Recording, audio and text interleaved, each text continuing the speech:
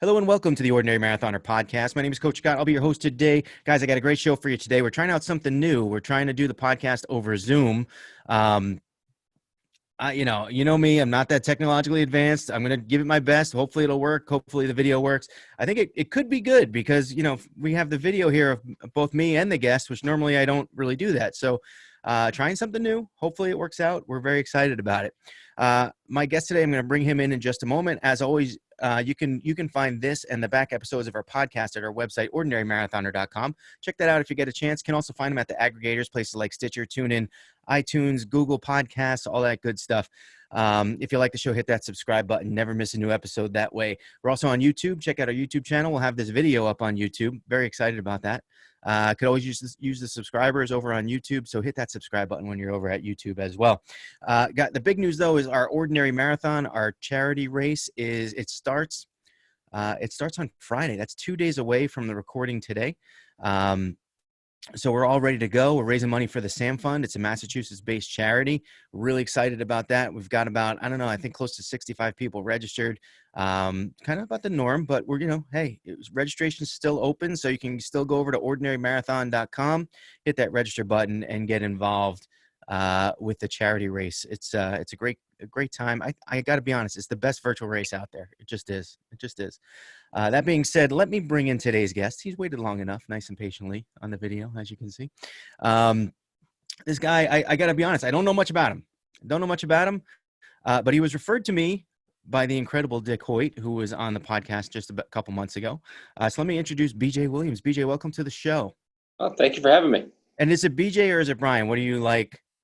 I go by BJ. It is All right. Brian legally, but I go by BJ. Okay. I kind of went, I have the email of Brian and I'm like, we'll figure it out. You got a story to tell, my man. Yeah. Let me start. So this is where I want to start. Hockey player. That was you. How good of a hockey player were you? Let's talk about the hockey player thing, because this is kind of where I watched you had like a little YouTube video that you sent me to kind of give me a little prep, and I'm very like into that. I had a career. I thought I had like a career baseball path, and that was my own story. Never kind of took off. You have a different story, but you were a very good hockey player. Take it away. Yeah, hockey was my life for, I'd say, 21 years, or well, we'll jump back, probably 20 years of my life. I learned how to skate in a neighbor's front yard at the age of 3, and that's when I was hooked. I grew up in Western Mass in Longmeadow. So that's a town away from me. Yeah. Yep. So I guess you could say in Western Mass, I was very, very good. But once I moved on from there, it was a little bit different, a little eye-opening. I left my sophomore year of high school. But really, I was known in Longmeadow as the kid who rollerbladed to school every day, whether it was with a hockey stick and a tennis ball, or rollerblading to school with friends, playing street hockey. It was all about hockey. Everything I did, every summer, every season. I left my sophomore year, went to the National Sports Academy in Lake Placid, New York. Awesome. Unfamiliar with the Miracle on Ice. If you're a hockey fan, you got to know Lake Placid. So I got to go there. It was our home rink, the 1980 Herb Brooks Miracle on Ice rink. So it was kind of a dream come true. My school consisted of 53 students when I graduated. A handful were Winter Olympic athletes, multiple times over Winter Olympic athletes. And when I left there, I played junior hockey. I traveled to Italy to play. Down south, I played in the Ontario Provincial Junior League, the Eastern Junior League, trying to see where everything would go. And when I was 21 years old, about 2 months after when I turned 21, when I was trying to make up my mind what I was going to do, is when my life changed, and that's when hockey pretty much came to the abrupt end. Yeah. So did you? Was this like you were like living the dream, or was it like you were still in the mindset like this could still happen for you? I like the way you put living the dream. Yeah. I was living the dream in the way of thinking I was going to keep going with it, but in the back of my mind, kind of knowing that, NHL was never going to be there. I'll be honest with that. Yeah. Age, probably the same thing. Never going to be there. So when I kind of switched leagues, I went from going as the skill, finesse, goal scorer to the one who went out, got into fights, and got up pretty good and broken noses multiple times. And that was my role. 1 to 2 shifts a game just to be the enforcer and the one who got beat on. Yeah. So what was the episode? What exactly happened that put the kibosh on the dream so quickly? So I was working a summer job. It was July 28th, 2005, and I was set to end that day as well. I was working with a friend at the time. We were out in Charlton, so right around the Sturbridge area, and we were driving home on the Mass Pike. And we were in Warren, Mass, so halfway between, I guess you could say, Worcester and Springfield. And when we were driving, we had a lot of construction equipment on the back of the truck. He was going too fast, and in the process of this, the trailer jackknifed, went around to our driver's side door, and in a panic, he hit the brakes, and it caused the crash to occur. I did not have my seatbelt on in the car, so when we hit the guardrail, the door pried open, the frame bent, and I went through the where the door would be down the Mass Pike about 160 feet, Oh and the rest my on God. the. And you remember, like, do you have a vivid memory of it? Or a lot of people you hear, like, they don't remember it. I remember up to one spot about 3 miles before. I know Really? it's bad to say, and I tell my parents this. I had a big, huge party planned at the house that night, and I remember I was on the phone talking to friends. And when I hung up, that was pretty much the last memory I had. Till about, I'd say about 4 days later, when I woke up in the Oh hospital. my. Up. Wow. Wow, that is crazy. And so what was, I mean, obviously 4 days later, there, like what was the diagnosis? Like what exact, I mean, obviously you're here, Yeah, so things, I mean, in a way, this is a bad story, but in a way you're here. And the fact that you're on the show, this is going to get better, this story. But when you wake up 4 days later, what's the situation? so when I awoke, I can still remember it to this day. When I awoke, I saw my sister, I saw a priest, and I saw my dad. And I would say my whole life, I've never seen my dad cry, get emotional. I mean, he was in Vietnam. He's a correctional officer, so he's one of the hardest individuals I've known. And when I woke, when he was in tears, I knew, oh crap, this is not good. Um, they told me I had a head injury at the time. I had multiple concussions as a teenager, as a young kid. The first time I Hockey got player. fourth grade at recess, I knocked myself out, but that was also the first night I got a hat trick that night. So Right, you're practicing your future in fighting, I think. You're probably just hit yourself. exactly. Yeah. So when they told me I had a head injury, I just thought, okay, this is just a bump on the head. Give it a couple days, give it some time off. I'll come back. This will be fine. When things a couple days later, they started sending in other doctors, psychiatrists, things of that, and I knew things were not good. I didn't know where I was. I didn't know years, things that I couldn't put things together. And that's when kind of the anger took over in me, the stubbornness, and it was literally to the point 2 days later, I got pretty much, I would say, directed out of the hospital of, okay, we'll let you go home. You're going to get care at home, because I just wasn't dealing with it. Yeah. And when I got home, I knew probably from day two, hockey was over. And I knew it was, in the way of saying, it was going to be hell for a long time after that. Yeah. So what was like the rehab like? Was it learning to walk again? Was it learning to, I mean, how long did that take place? I mean, I know that there are certain things that you've achieved since then that means that that this story gets better. So when, like how, I mean, how much did you have to start over again? It was when I left the hospital, they didn't know, I'd say 90% of really what was going on. The only thing that they told me was I had skull fractures, I had a traumatic brain injury, I had skin grafts, and a lot of staples. That's pretty much all they told me. When I got home, it was I learned within 2 to 3 days that my taste was gone. I went to have dinner and have food, and I'm like, this tastes like nothing. I would have something to drink, and there was nothing. Everything was bland. The headaches, the dizziness. I realized I couldn't go up and down stairs without literally feeling like I was on a roller coaster ride. And so within, I'd say about 3 weeks, I learned that I needed to go back to the doctor. I went to the doctor, and I had to learn how to get my balance again, my equilibrium, because one of the injuries was a shattered ear canal on the right side, which in regards to that, I've lost my hearing in that side, about 80% of it. So with my equilibrium for, I'd say about next 2, 3 months was awful. If I bent down to tie my shoe, I'd fall over. Short-term memory was bad. I guess you could say mood, kind of regulating happy and sad. It was more kind of like having bipolar. It would just switch in an instant.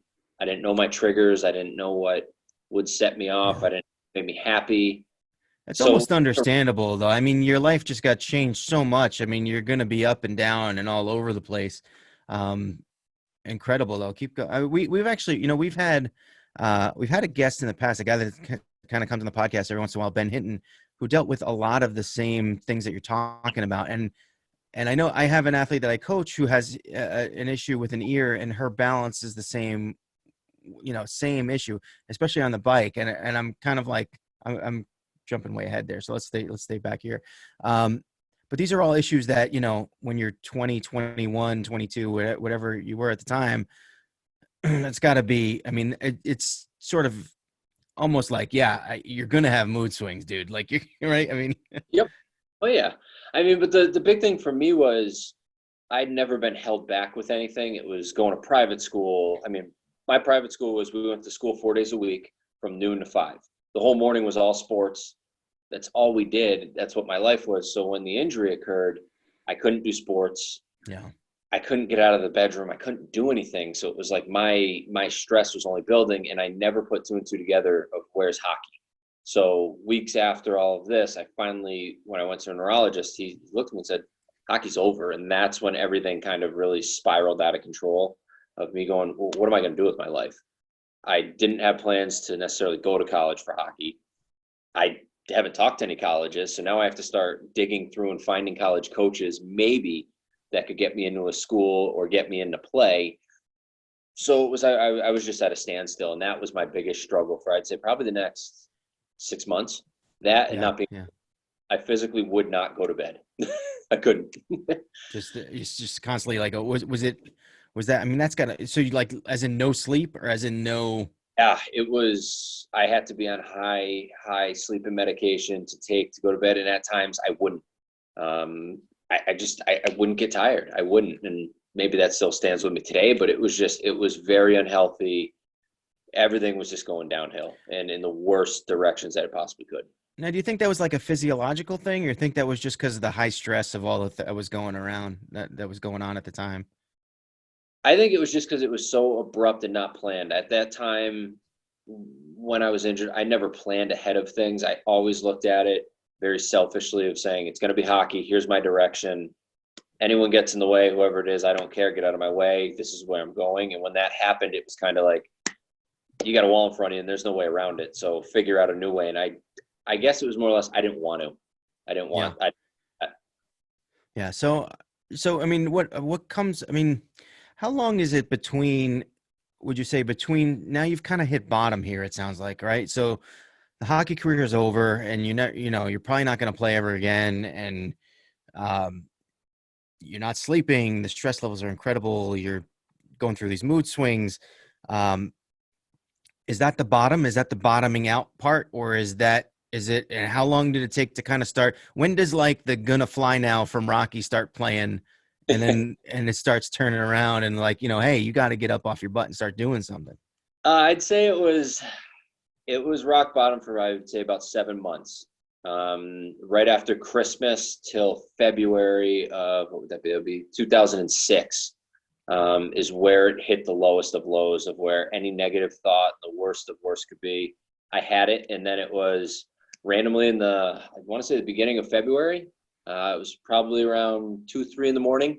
I was in my dorm room, and it was a late night of out with friends and sitting in my room contemplating what I wanted to do. And I saw the Dick and Rick Hoyt story on HBO with Brian Gumbel, and instantly I was hooked. I sat there and I was like, wow, I've never heard of these two individuals, because prior to this, I've been to Boston marathons, but never really watched to understand people, but saw their story. And I was like, oh my God, this is incredible. This father goes out and does race after race, Ironman after Ironman, not for himself, but for his son and for that connection. And granted, I didn't have a son at the time. I didn't have any of that connection, but just that something with them of their motto of yes, you can, triggered something inside me to the point I woke up the next morning. It was probably 10 or 11. I was like, I'm doing a marathon. I'm like, if I went to the National Sports Academy and I played hockey and I could have played semi-pro, I could do a marathon.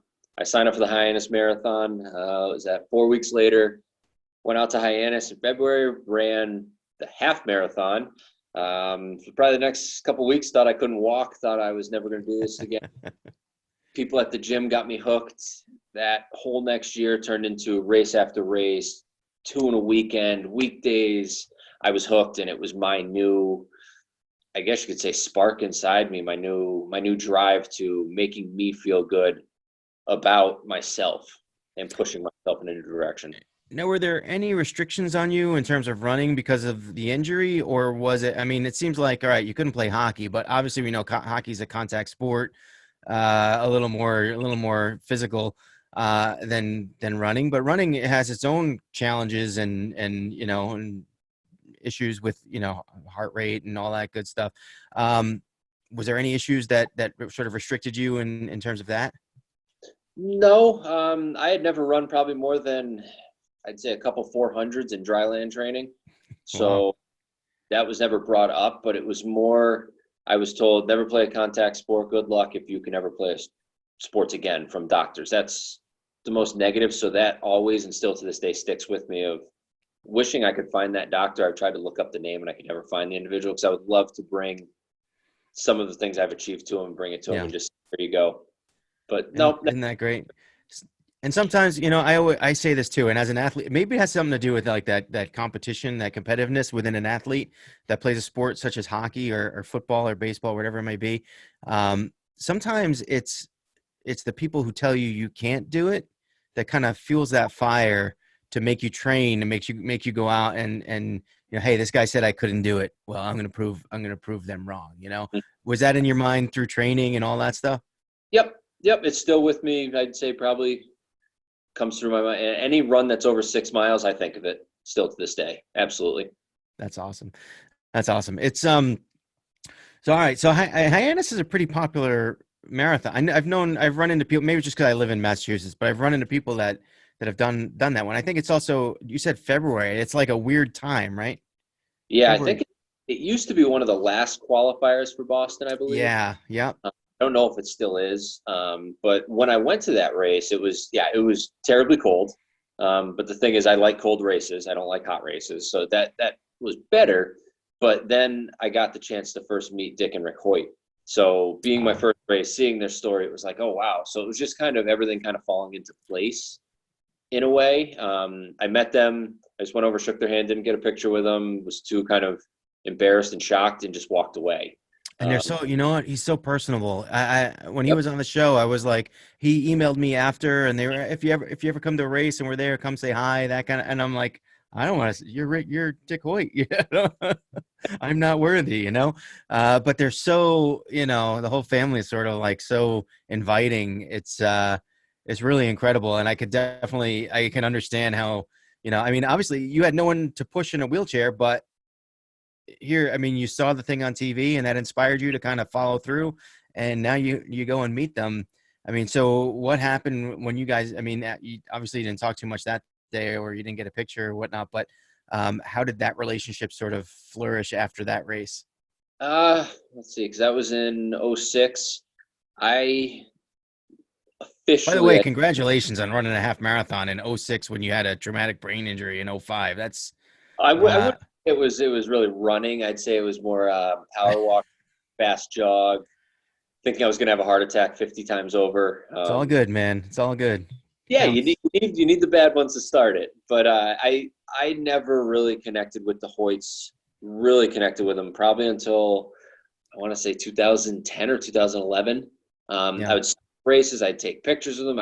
But I never made any connection to them, just because they have millions of followers around the world who have compelling stories that are over the top. Where I just didn't feel it was my place, my time, anything of that. But I joined with them. I want to say it was officially in 2012, 2013. I joined Team Hoyt New England.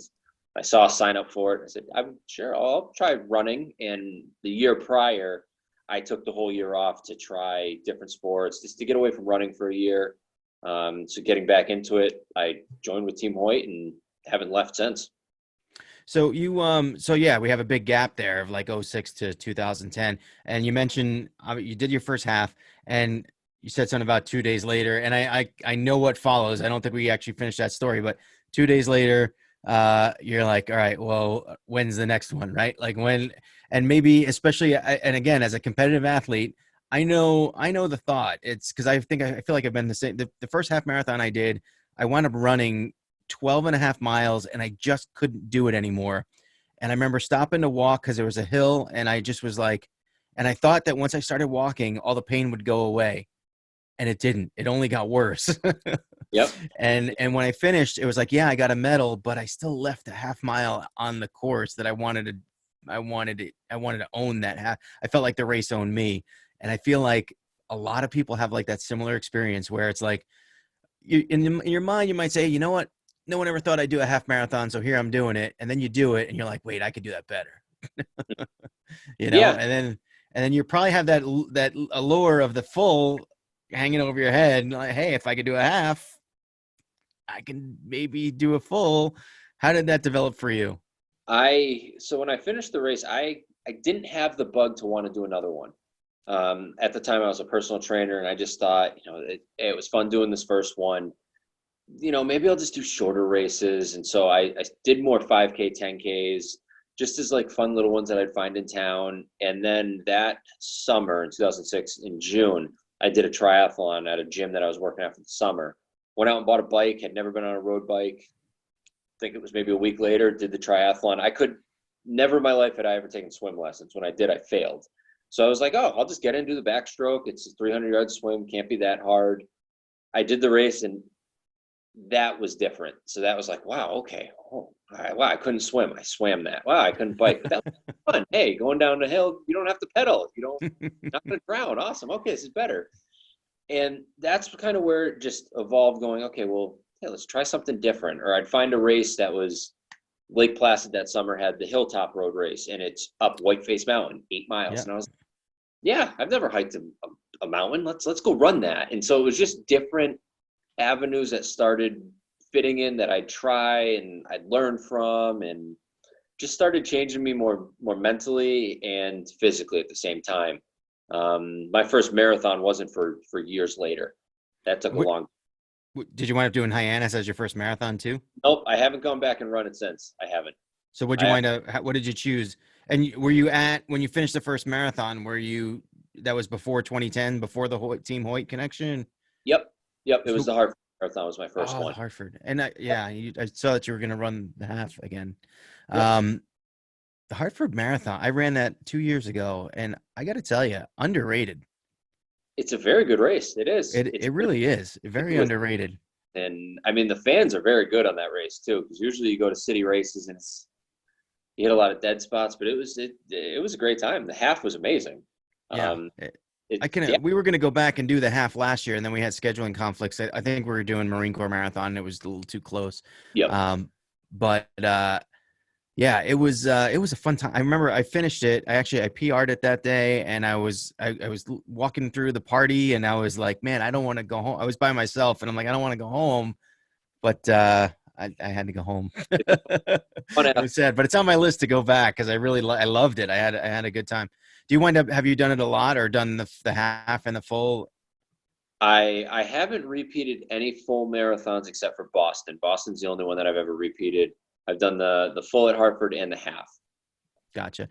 All right. So let's talk about the connection here with Dick Hoyt. So obviously at some point you're like, hey, let me check this. Let me kind of circle the wagons, check back out with Team Hoyt. How were you sort of anticipating getting involved with them? Obviously, like you said, I mean, Dick Hoyt has a son, Rick, who he pushes. Do you just volunteer? Or do you just kind of like, hey, here I am, I can help out? How did you wind up approaching them? I saw the year prior, I saw a race that they host. It used to be at the time, I think it was in Hopkinton, and it's now moved out to Holland where they live. And it was saying, oh, look at all these different teammates and teams that come from around the world, around the country. I was like, oh, it's really cool. So I went on their website and I saw, do you want to join Team Hoyt New England? It's a new chapter. If you want to push somebody, or you want to be a rider, let us know. And I looked at it, I was like, yeah, hey, let's give it a shot. And so I went out, they invited me. It was a whole kind of introduction period, showing you how to run with a chair, just to make sure you be comfortable with it, understanding what it's like. And so I went out to the race, and everybody was partnered up, 2 runners with a rider. So you could kind of just get the hang of it, see if you like it. Some people stick with it, some people don't. But it was just a different experience when you're running for somebody else and not yourself. Right. I showed up that day. I had no idea what it would entail. Once again, not going to go over and talk to Dick and Rick, just seeing all the people that are there, in my mind, the professional teams, and then me showing up going, okay, I got a pair of basketball shorts on. At the time, I think I was heavy lifting, so I was like 220. I'm like, yep, okay. They're probably looking at me going, what is he doing here? So that's really where it took off with the Hoyts.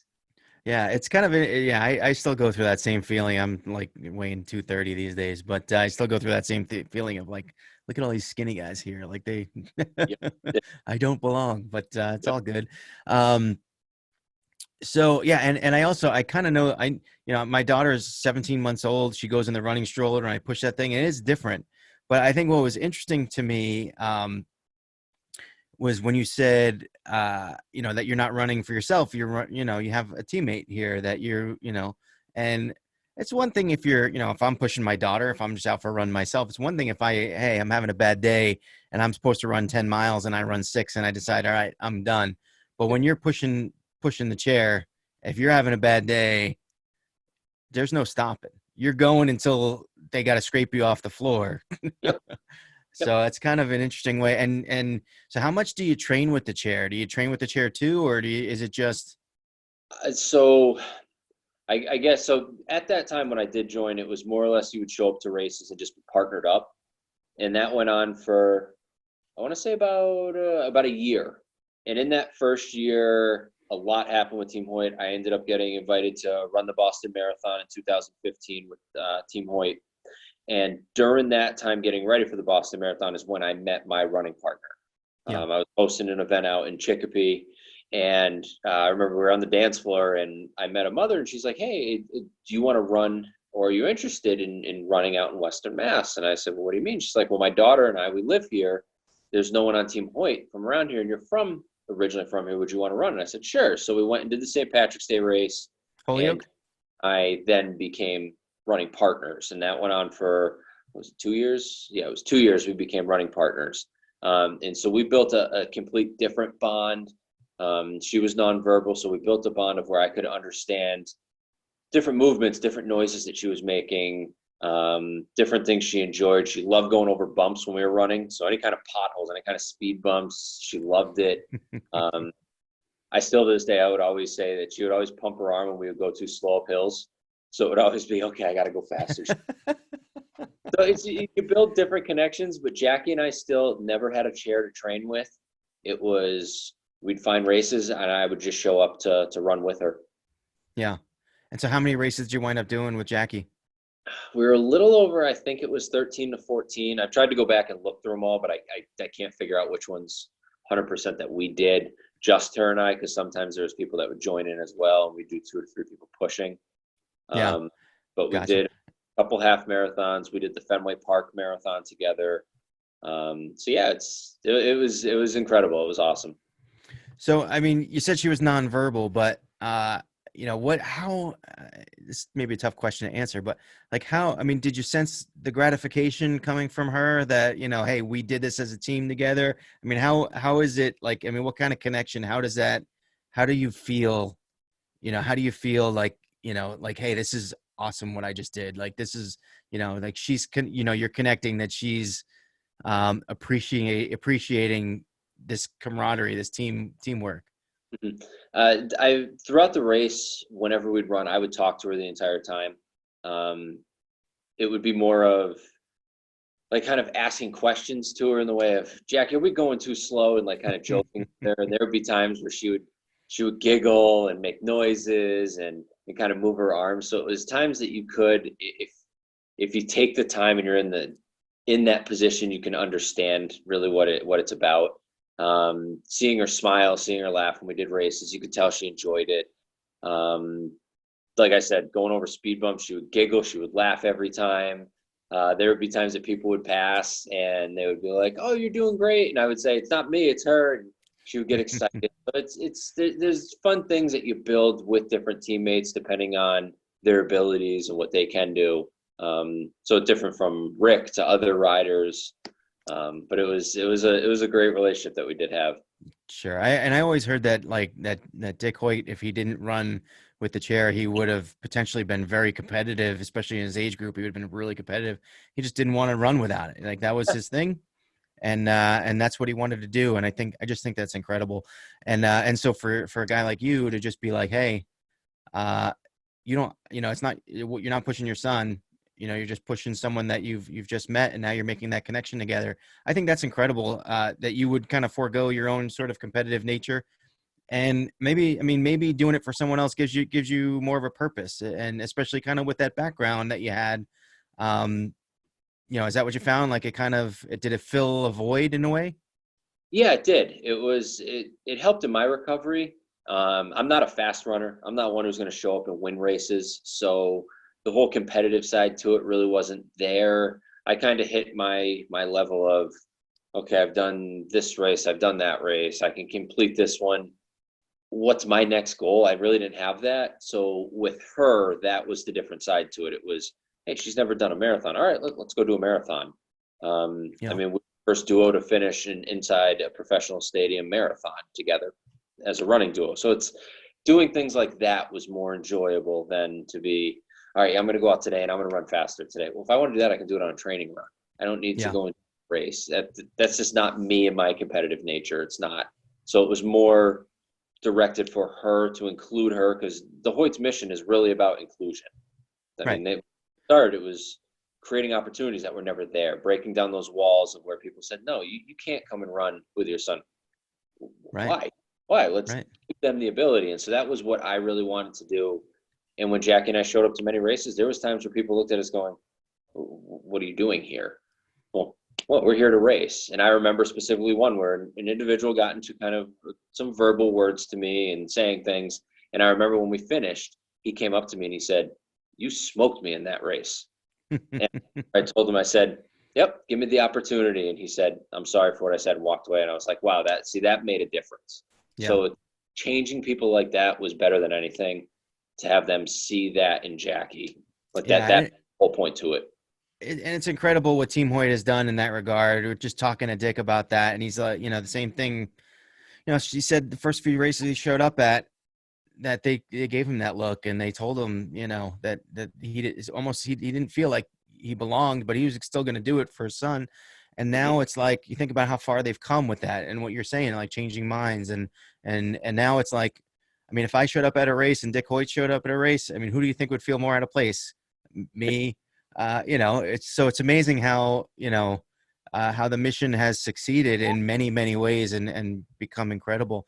That being said, and I read the article that you sent me from, I think, the Hartford. Tell me a little bit more about what happened to Jackie. And I don't know how much we want to go into that. I'll leave that up to you. But I know that you guys had been scheduled to run the Hartford half together. And I'll just kind of let you take it away from there. And I know Yeah, it's tough, so if you don't want to talk about it, I totally understand. no, it's Jackie and I's last race was on September 15th of 2017. It was the Fenway Park Marathon. I can remember in August, we were at a race in Attleboro, Mass, and Becca Peasy. I don't know if you're familiar with Becca. She won the World Marathon Challenge twice. She does Boston every year. She's done it since she was 18. And Dave McGilvery, the director of Boston, both presented the opportunity to me to run the Fenway Park Marathon. And at the time I said, I don't want to do another marathon. Boston this year was terrible. I'm done. And thinking my only cop out would be, well, if Jackie can do it with me, I'll do it. And instantly Dave and Becca looked at me and said, yeah. So I trained just with her chair for a month in a sandbag, which I'd never done before because I had to get ready. Right. We showed up on race day and we did the Fenway Park race. We finished. The 118 laps are on the inside of Fenway Park.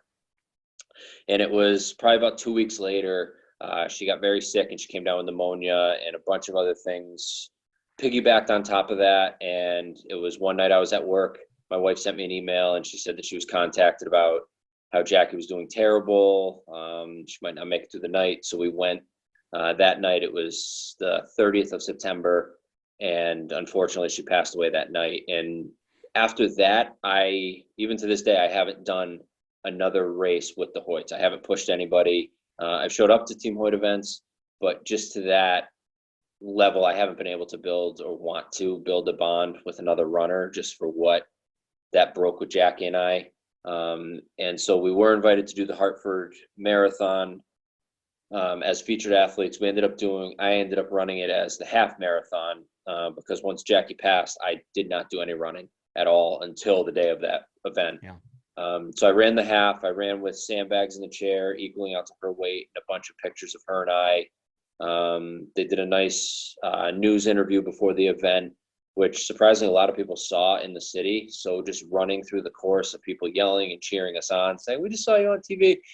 It was nice, but just finishing that race, it was just, I guess the energy and the emotion it took out of me was just, I knew at that point, I'm like, I'm done right now with running with somebody. I can't do it. Yeah. Is it something that you think you might entertain at a future date? Like maybe it's just something that you just said, I mean, I got to be honest with you. I mean, the fact that you sought them out, that you found someone to run with, and then you went and accomplished all these things is just, it's insane. And I know, I think some people, especially with the expansion of Team Hoyt, it's like, oh, it's like almost commonplace. Like, oh, people do that now, but it's not like it's not like even though it may be more common now, it's just, it's such a, I don't know, I can't even think of the word, but it's, it's such an incredible thing, an incredible gesture on your part to do something like that. And obviously at one point in time you had the ability, to reach out like that and do that. And I think, and maybe that's where the question should be. How much of that racing with Jackie was for her, and how much also was it for you? Huh. Wow. Never really thought of that. For her, it was more or less, I would talk with her mother. Her mother would send me some races that they'd be doing, and she'd ask if I was around or if I was free or if I heard of any races that I might want to do with her. Then that's really kind of how we got into just doing races. But it was more for the relationship and the friendship that myself and my wife and my son now have built with her family as well.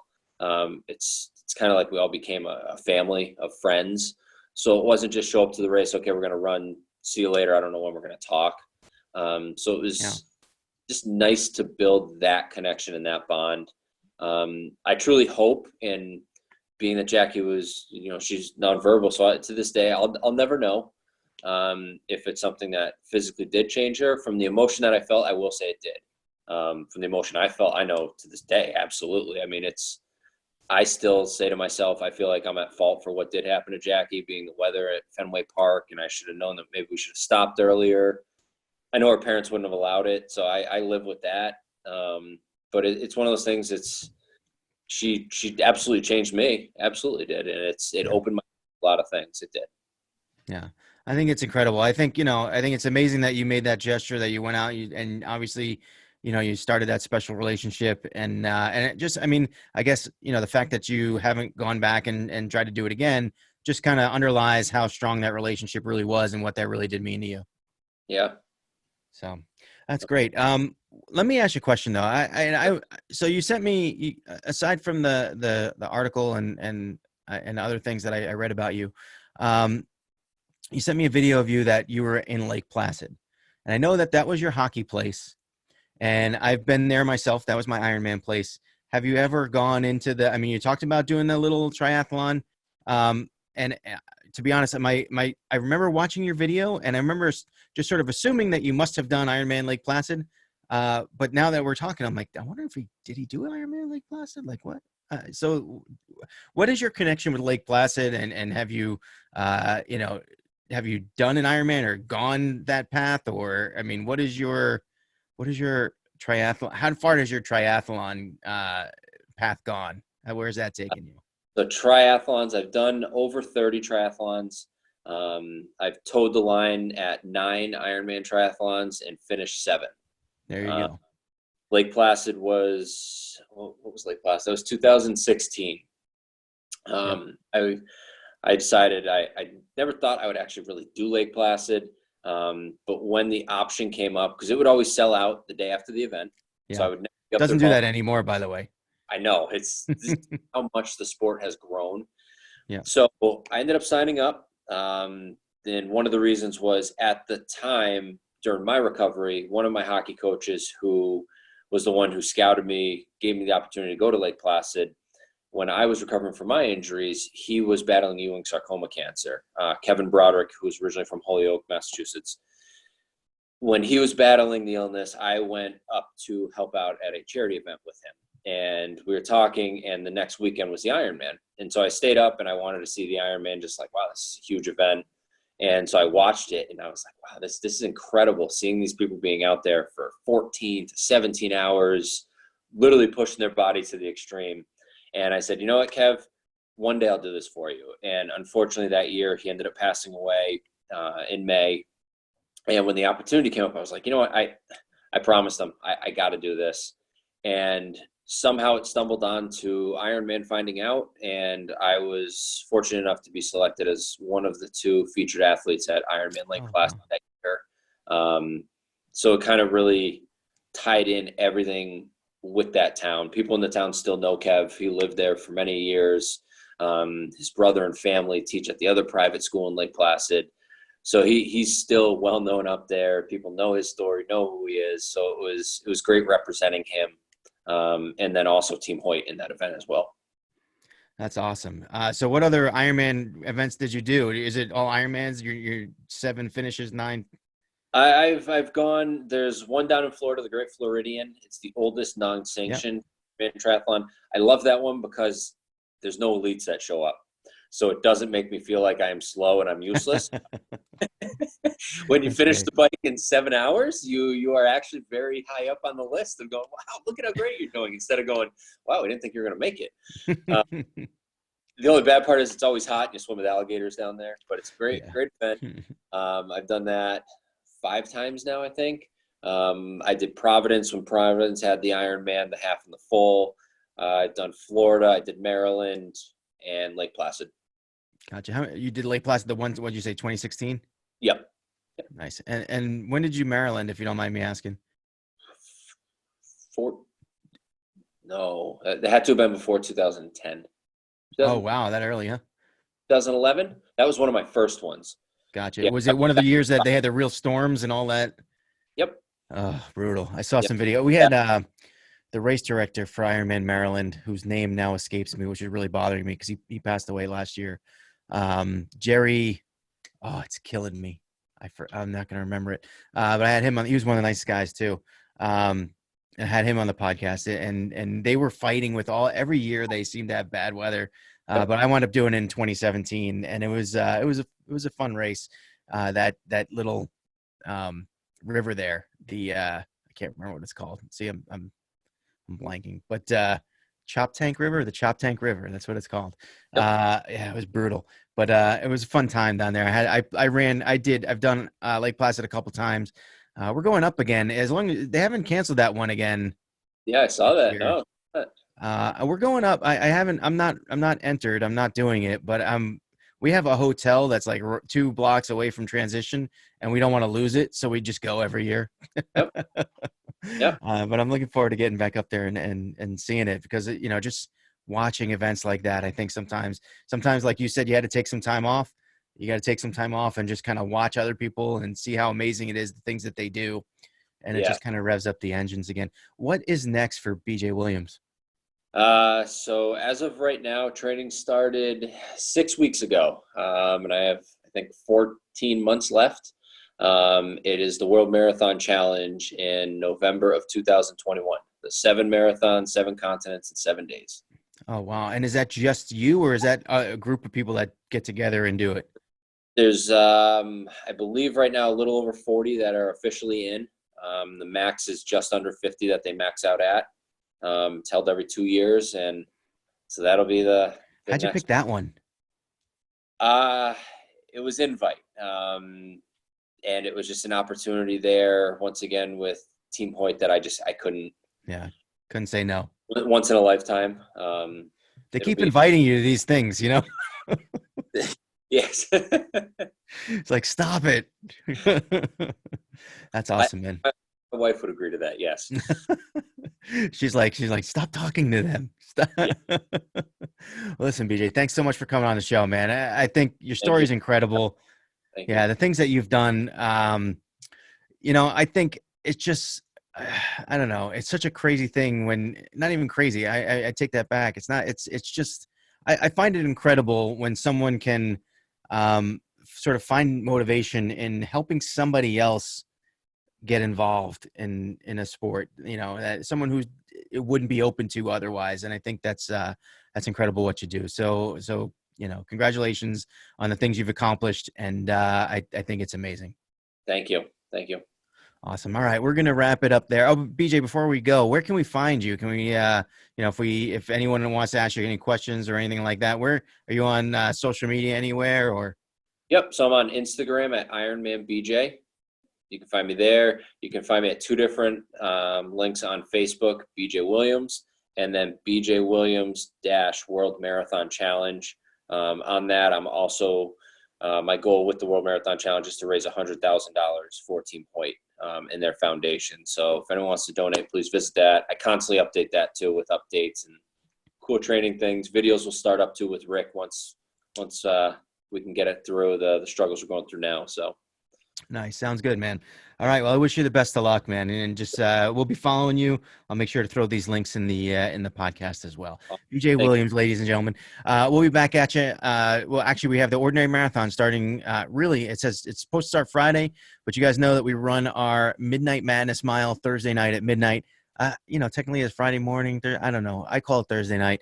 But we'll be running our Midnight Madness mile on Thursday at midnight. And check it out. If you haven't registered, go on over to ordinarymarathon.com. Again, it goes to a really good cause, the SAM Fund, a Massachusetts-based charity that helps young adults dealing with cancer. A great charity. So check it out. Help us out. And remember, every day is an ordinary day unless you guys make it extraordinary. So get after it.